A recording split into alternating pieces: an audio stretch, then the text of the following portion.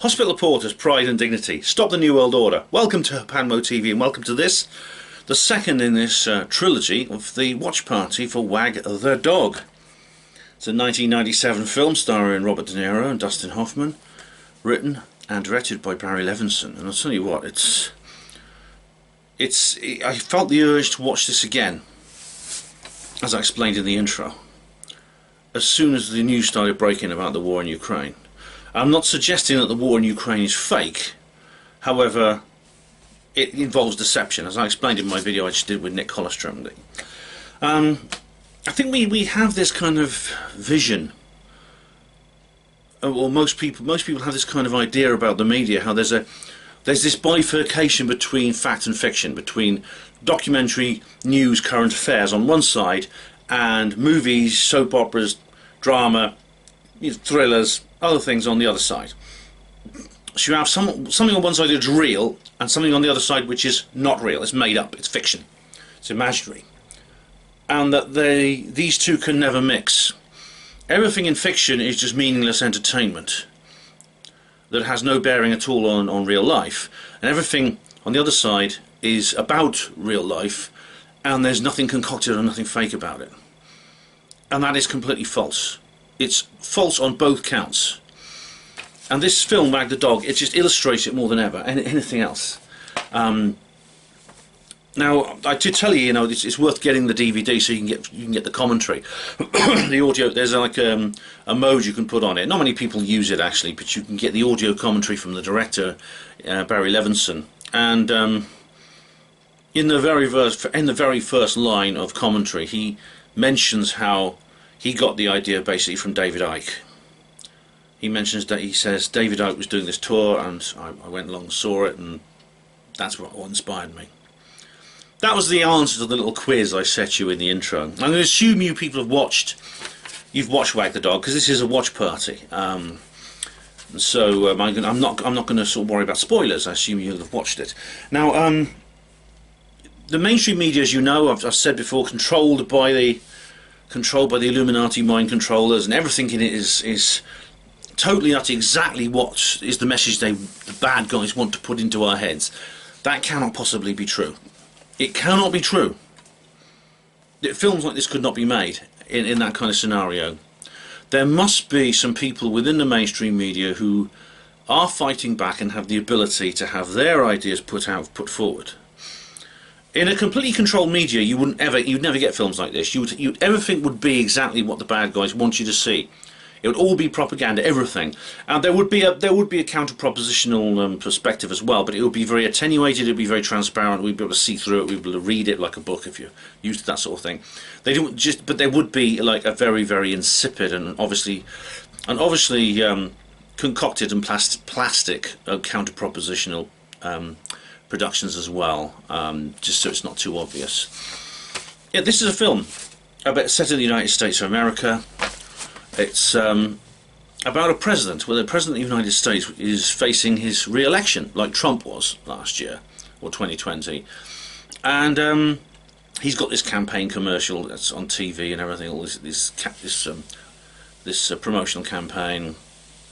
It has the slogan, "Don't change horses in midstream." As if to say, don't choose a new president when you've got one already.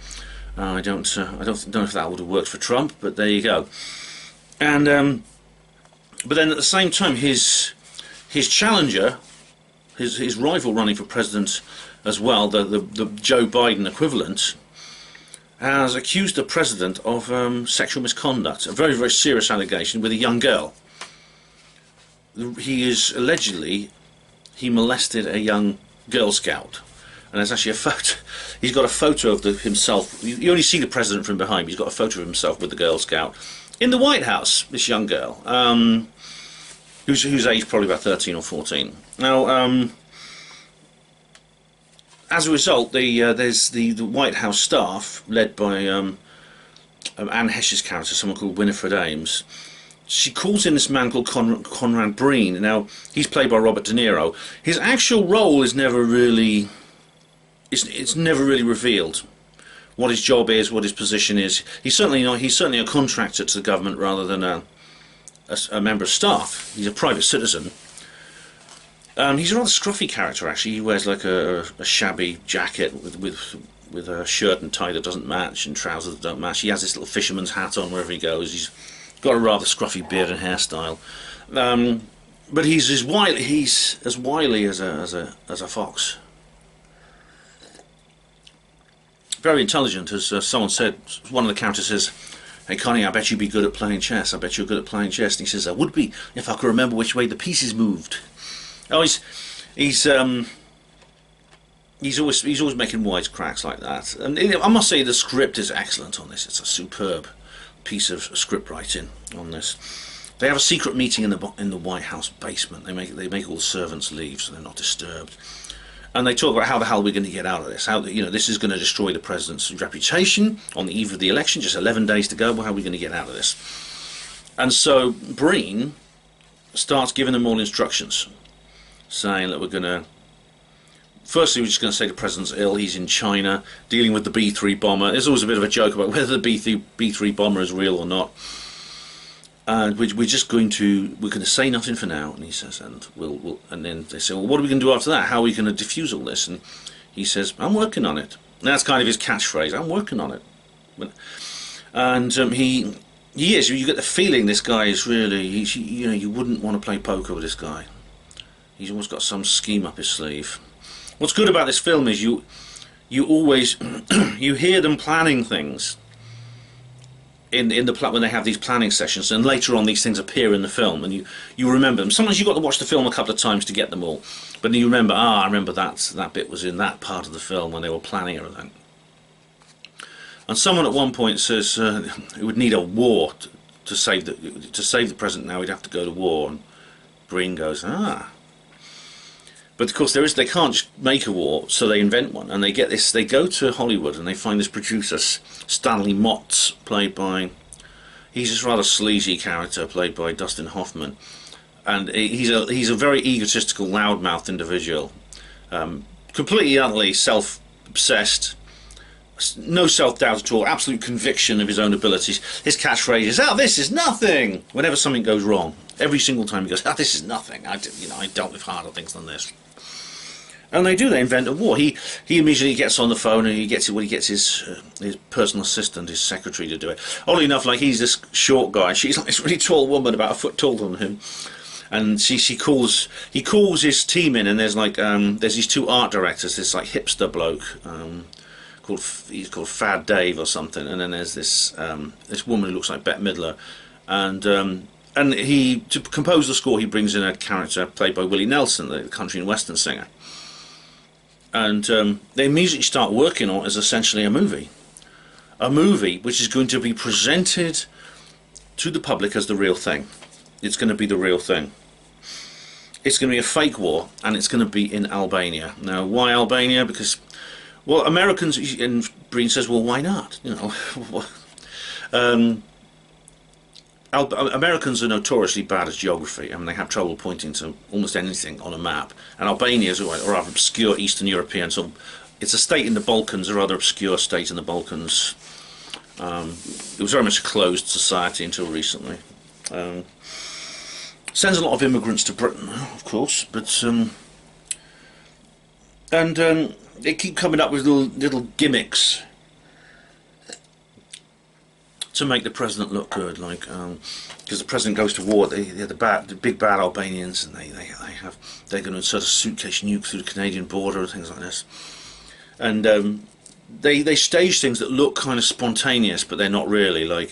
They get this young girl, she may be Albanian or maybe pretending to hand the president a wheat sheaf wrapped in fabric, and says this is an Albanian tradition. The first sheaf of the harvest is a special gift. It's a holy gift, and she hands it to, I don't know if that's true, but they just make it up. I don't know if it is an Albanian tradition.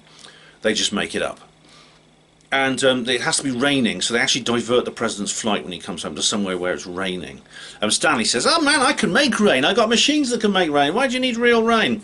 But the reason is because there's this old lady standing behind the girl. She's the grandmother, and she's crying, and she's soaking wet in the rain. And the president takes off his jacket, and he hands it to her, and he puts it round her. It's a wonderful, poignant moment. And so then they create fake news footage. They get a young girl to play an Albanian refugee, and it's just this young girl carrying a cat. Well, she's not actually carrying a cat. It's all created digitally. They just get her to run in front of a green screen, and they insert everything on top of it. The soundtrack, you hear people screaming, you hear an ambulance siren, and she's carrying like a bag of popcorn or something. And they just insert a cat digitally, and she's supposed to be this young girl on the run. Her family's just been killed, and she's fleeing, carrying her cat. Again, heart-rending story. And it's all done. It's just all done in computer imagery. And she's a young American girl. She says to Breen, she says, I'd like to put this on my CV, you know. So he says, you can't do that. And she says, why not? And he says, they could come around your house and kill you. You hear the smile on his face. You think he might be joking, but later on you find he's not joking.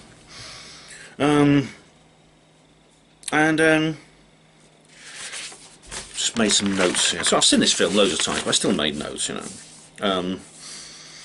But then it's really, there's one funny bit where they're actually pulled over by the CIA. The CIA chase them in a car, and they're going along in Motta's limousine, and the CIA pull them over. And the leader is played by Barry Levinson, the director. And he says they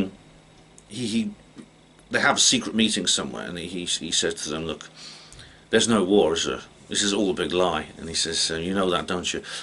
And Breen then kind of tells him the facts of life. He says, yep, there is a war. I saw it on television.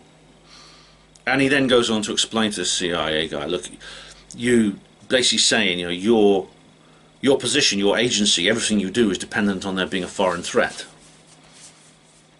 And I'm creating one for you, mate. It doesn't have to be real. People believe it's real. People will allow their tax money to be spent on defence. That's all you need to know. It's... And they it's interesting, that phrase, of course there's a war, I'm watching it on television. There's so much truth behind that little phrase, which Breen knows this, because Breen is a crafty, he's a devious, very, I think he'd be a, I wouldn't trust him. He's the kind of person, he's the kind of person, you know, who would literally pick your pockets for bus fare. There are no real good guys in this film. They're anti-heroes. All the main characters, the three main characters, Mott, Winifred, and Breen, they're all very unpleasant people. Winifred Ames, she's this White House official. She's this very young, ambitious type, you know, very, very she reminds me a little bit of Jen Psaki. And but the moment the CIA have like grilling them, she breaks down and panics and says, I'm ill, I've got mental problems, you know, don't hurt me, things like that. So completely self-serving, very cowardly. These people really are just, they're in it for themselves. Oddly enough, Stanley is the only really honest person among them, because he literally does want to create a work of art, and that gets into enormous trouble later on. And they come up with this song. It's like they come up with this. There's a lot of music in this, a lot of music specially composed. This song, they come up with this song about we guard our American borders. It's a really, really, really schmaltzy, kind of shallow song, sung by a celebrity choir like Live Aid. And I think it's proof positive, I think, that despite what you might have heard and what some people claim, Americans can laugh at themselves. They can. This is an American film, and they are taking the mickey out of themselves. They do have that kind of sense of humour, although people doubt it.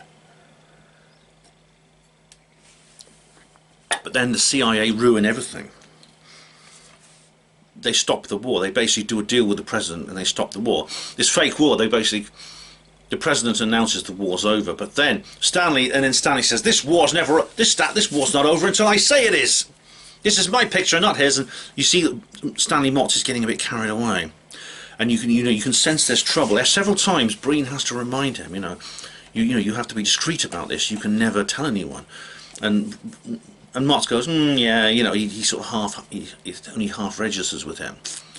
as I say, gets him into most awful trouble. So what they do is, but then they come up with another idea. They've left. Sure, the Americans have withdrawn. They've left Albania. The troops are coming home, but there's one man left behind. Sergeant William Schumann of the 303. Now, they make, again, this is a fake character they've created. It's called the 303, the 303 group. It's an imaginary regiment that they just invent for him to serve in. It doesn't exist. Yet they create an entire history for it. They create a uniform, which is really stupid. It involves like half leopard skin berets and things like that. It's got its own anthem, you know, the men of the 303. It's all imaginary. I mean, even the name just comes accidentally. Stanley says, "What should we call it?" And this is in the middle of the night when Breen is half asleep and he thinks he's asking him what the time is, and he goes, "Oh," he looks at his watch, 3:03, 3:03 a.m. "Oh, that's it. I'll do that," says Mott. And so that's how the regiment, this fake regiment, gets it in Spain. But it is a complete sham. They have actors playing the soldiers. I said the anthem is written by Willie Nelson's character. All the music's written by Willie Nelson's character. But you can imagine, you can guess this regiment has like an entire history created for it. You can guess there are entire stories written about how they helped raise the flag on Iwo Jima in 1945 and things like that. And the creation, it gets very sinister actually. They don't just change the present, they change the past. They rewrite history. And it gets much worse because this guy Schumann is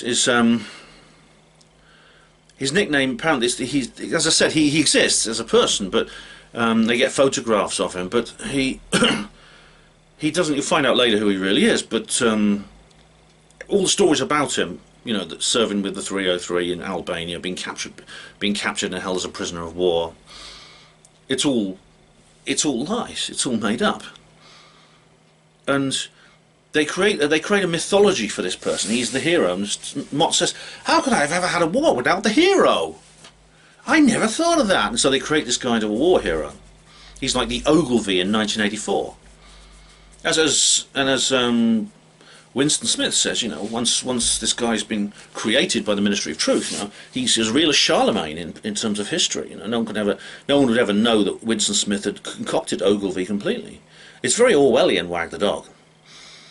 And Schumann, he's known as Old Shoe, so they create all kinds of little memes to do with him, what today would be called memes, such as people tying their shoelaces together and throwing the shoes over electric wires and tree branches and street signs and everything. And on one, there's this sporting event, and I think they're watching basketball, and everyone takes off their shoes and throws them into the court. There's symbolism over shoes, you know, and they write a song for him, but this is the really weird thing. This is the really creepy bit. This is what I mean about rewriting history. They create a blues song for him. Good old shoe, and then rather than just releasing it like they were planning to do the patriotic song, they create an old vinyl record in its original form, a really authentic looking old-fashioned vinyl record, and they put it in a really old sort of sleeve, and Breen hands it to someone and says, "Put that in the Library of Congress, folk music section, 1930." And the sleeve is deliberately designed to look old. They're literally creating a piece of music in the past. And so when someone actually finds this record about Good Old Shoe, it becomes an instant hit. They can say, "This was composed by these guys way back in 1930, this classic blues song," and it's been electronically doctored to make it sound all hissy and crackly, you know, because it's old. And it's incredible. I mean, how could you'd have to carbon date the label on the original record, and no one's going to do that to find out what they really did. And Schumann has and this is all created by Mott. Mott creates this story which the president reads out, and he makes everyone cry with emotion because Schumann's wearing a woolen sweater and it's frayed across the chest. It's frayed in a particular way though, with little holes, long holes and short holes. And when it's analysed, it turns out that's Morse code. And it says in Morse code, "Courage, Mom." And then you see graffiti appearing everywhere, so Encourage Mum. And of course another country western band create a song called Courage Mum, and people really cry in the audience. And they design a memorial statue. This designer, this is a designer who's a kind of hipster type, Fad, whatever his name is. He comes up with this, and the other production design looks like a woman who looks like Bette Midler. And they come up with this like memorial statue for the Albanian War, and you see a young girl holding the first sheaf of the harvest, sort of thing. It's all made up. It's all lies. So then they go, and the thing is, then they have to go and pick up Schumann, and Motz is very keen not that Schumann shouldn't be immediately presented, so they keep people in suspense. And he says Winifred is saying to him, look, can't we just bring Schumann and present him to the people now? And he says, no, we gotta subconsciously give out the idea that people vote for the president, then after the election we present Schumann. He's like the shark in Jaws. You don't bring in the shark in the first scene. And it's like this kind of manipulation, this rather cold, calculated manipulation of people, which we know they do in real life. There's the nudge unit, the nudge unit. As I said this in the live stream, if you think this stuff's not real, I know a lot of you showered at me saying, Ben, it's just a movie, it's not real. Movies aren't real. Well, sometimes movies are more real than the bloody news. As we know, it was inspired. The guy who created this movie, directed it and wrote it, was inspired by David Icke. It was actually released in 1997, which was just during the Bosnian War. And he was actually said he was concerned about how public opinion, American forces, fought with NATO to bomb the hell out of Serbia, killing thousands of people, and he saw how the news was manipulating public opinion to do that, just as they did a few years later after 9/11 with the war in Iraq, then a little bit later, and we've seen it now with Ukraine. If you think they don't do this, they do. Jessica Lynch, I mentioned her. Now she was a young girl, or I say girl, a young woman. She was I think she was only about 23, and younger than my daughter. It's terrible to think of that, because well, basically, she was in the army, but she wasn't a lifer. She wasn't a career soldier.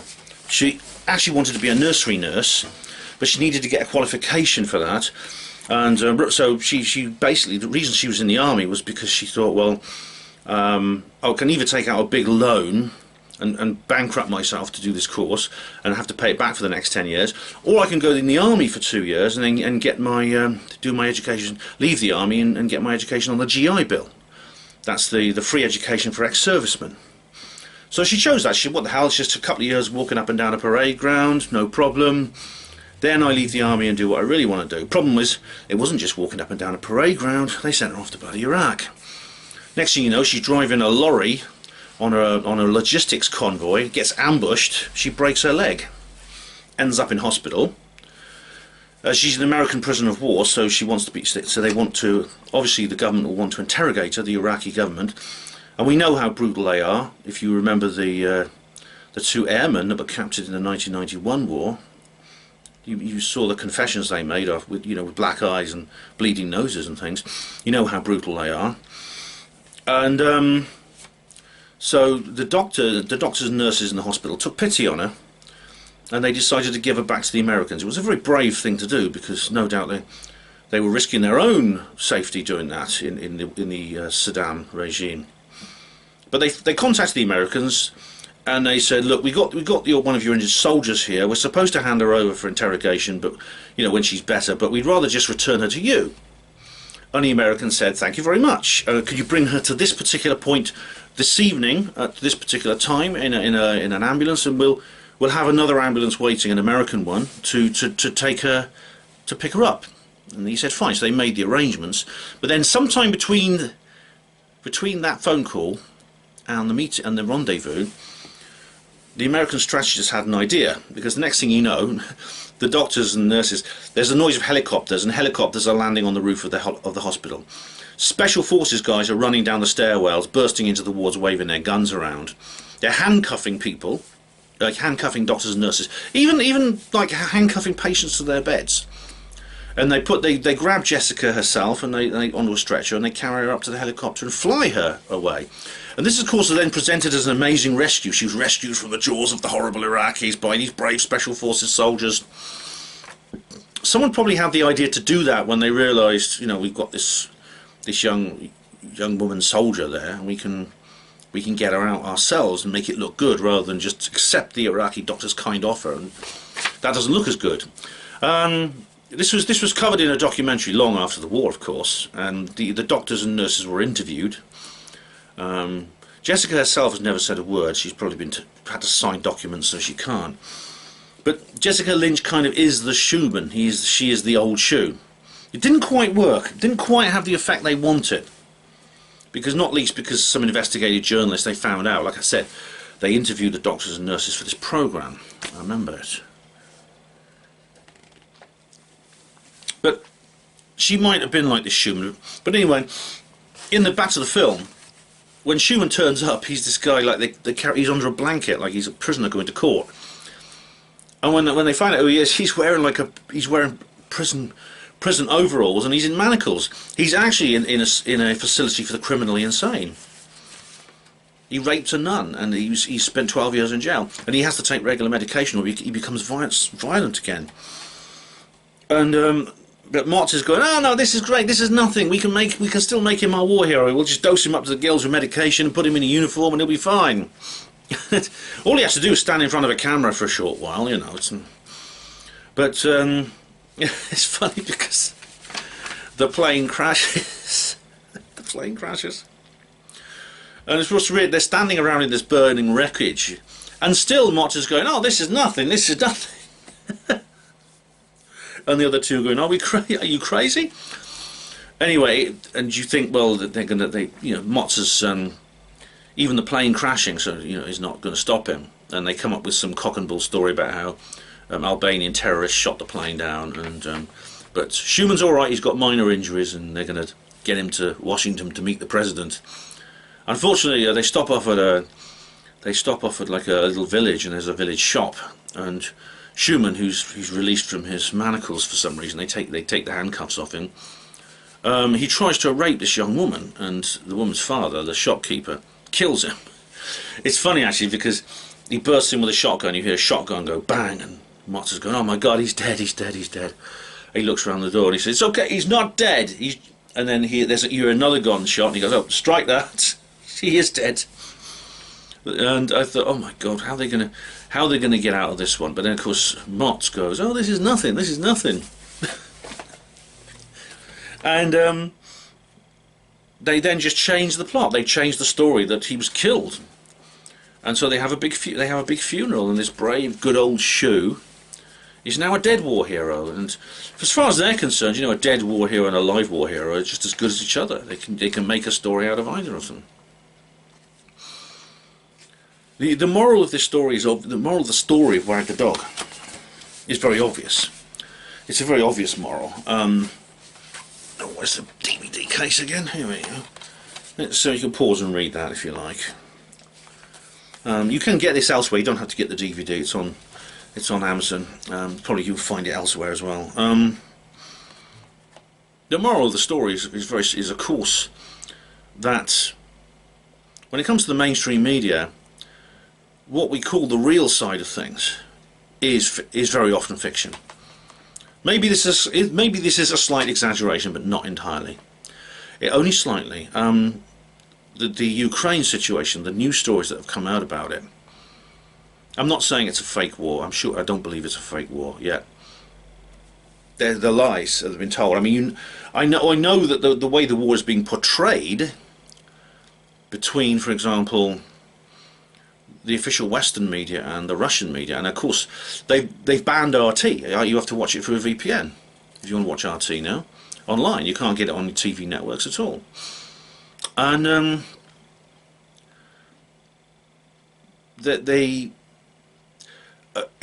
a vision of this situation is being presented to the public, which is at best one-sided, at worst utterly false. And they have been caught out actually using fake imagery. For example, military exercises from 4 years ago have been inserted into news stories as, you know, visions from the front line of the Iraq War 2022, and there's absolutely no way that could be done by accident. They've done that deliberately. And you do have to ask the question, how much of what you're seeing is real? When you see a building which is like been obviously which is burning and is partly demolished, was that from Russian shelling, or was it from a gas explosion 4 years ago? When you see someone in bandages, again, is it from that gas explosion? Is it real blood, or is it just tomato ketchup? And all these other things. You know, I saw there's some horrible images coming out of Ukraine at the moment. Little kids picking through rubble, people running, keeping their heads down because there's snipers everywhere. But I remember that the scene in Wag the Dog of the girl, the Albanian girl clutching the cat, running for her life, and you hear gunshots and screams behind her. It's actually all digital. It's in the soundtrack's inserted. The image is digital. It's a green screen. But who would ever know? If they do fake stuff, how do people find out? I think the moral of this story is just exactly that, and this is why it's so important to watch this now in this period where there's a war in Ukraine. Because it always comes with a purpose. It's not just, they don't just do this for fun. They do this, they change the way you think and feel about a certain thing because they have a political agenda. They want you to perceive it in a certain way so that you respond to it the way the government wants. This isn't the first time they've done this in war, have they? I mean, in a sense, you could say 9/11 was the ultimate expression of that. What do you think about that? Well, of course, you can put your comments underneath this video, but don't forget there's a live stream coming up. I'll do it either Saturday or Sunday. Keep your eye on this channel for the notice. I think weekends are good times for live streams because that's when I know I have people who watch in different time zones, and early evening UK time seems to be a convenient. It seems to be a convenient time for people all over the world, so that's when I will do it. So that will probably be the next video on this channel. Keep watching. That will be the third and final installment in this watch party, and then we'll move on to other things. People have already made other suggestions for watch parties and live streams, so I'll bear those in mind. Thank you very much for watching Hapanwo TV. Hospital Porters, Pride and Dignity. Stop the New World Order.